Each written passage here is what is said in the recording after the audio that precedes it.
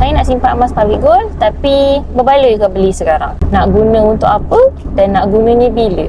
Kalau jawapannya nak guna lagi 2-3 tahun, tuan-puan, beli bila-bila pun okey je. Tujuan simpanan adalah untuk kegunaan jangka panjang, 2 tahun dan ke atas. Walaupun orang kata harga hari ini mungkin mahal, tapi lagi 2-3 tahun akan datang, harga hari ini akan jadi harga yang murah. Kalau nak tunggu, boleh tunggu. Emas ni cuma salah satu daripada banyak alat kewangan, memudahkan kita dan mungkin pendekkan waktu kita untuk capai matlamat keuangan. Macam contoh nak beli rumah, nak bebas hutang, kalau tak ada simpanan daripada sekarang, macam mana kita nak selesaikan segala masalah tu?